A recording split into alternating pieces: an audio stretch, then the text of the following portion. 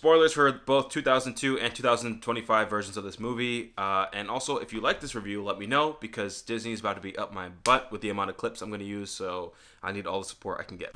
So I told myself going into this movie that I would not compare it to the original. I found that to be a lot harder than expected. It's almost like when this movie tries to be original, it succeeds, and then when it tries to be like the original, it fails spectacularly. Nani in this film never feels like she has any interest in being a guardian to Lilo. There were no scenes in this film that emphasize the fact that Nani really understands Lilo, or why it's so important that they stick together. And I'll be straight up, Sydney Agudong, sorry if I butchered that, she did not look natural acting alongside Maya. She came across a lot more as like an annoyed babysitter rather than a struggling sister. And by the end, spoiler warning, she ends up relinquishing custody of Lilo and going to college. And Lilo ends up alone. Okay, well not like entirely alone. She gets pseudo-adopted by David and his grandmother. Yeah, looks like some kind of baby bear that come out of the trash. Grandmother is a new addition to the cast, and honestly I think I like the character, but she does introduce a lot of plot holes. Like, if David's grandma is around to take care of Lilo, then why is Nani bringing her and Stitch to like these job interviews where they're costing her these positions? And even for David, who's like the supportive character in the original, he kind of gets sidelined because most of his like impact and emotional weight is given to the grandma.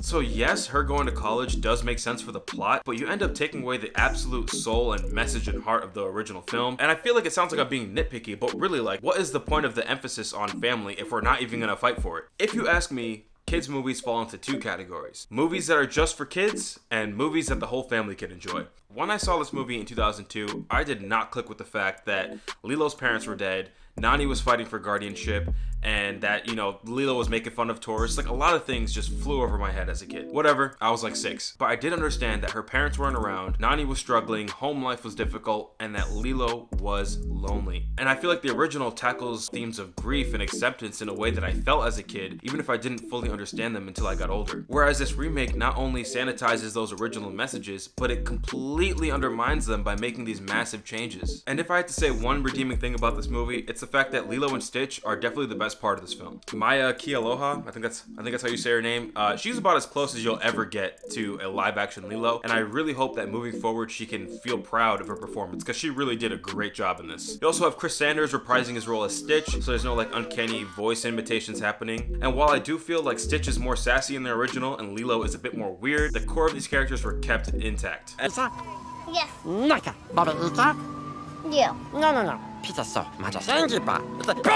Then there is Nani, the sister turned guardian for Lilo. And in this movie, it is emphasized how young she is to be taking care of Lilo. But there's a twist. She also wants to go to college for marine biology because there's not any marine life in Hawaii. So not only does she have the responsibility of taking care of Lilo, she's also sacrificing her dreams. And honestly, I think that's a fine idea, except for the fact that these people have a literal mantra, a family motto, on how important it is that they stick together.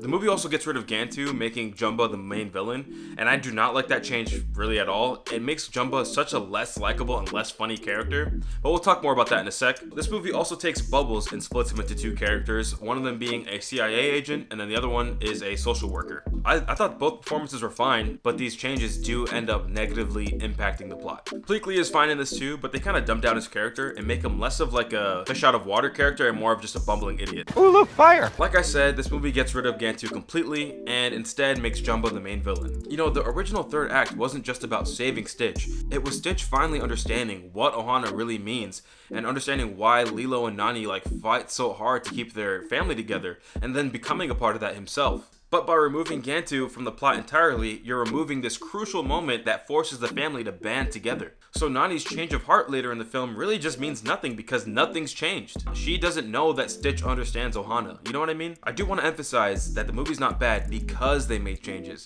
It's bad because of what these changes do to the parts that they kept from the original. It feels more like a checklist of plot points that they know they needed to hit. It wasn't an awful movie by any means. The kids in my theater definitely seemed to laugh at, you know, the fart jokes and stuff.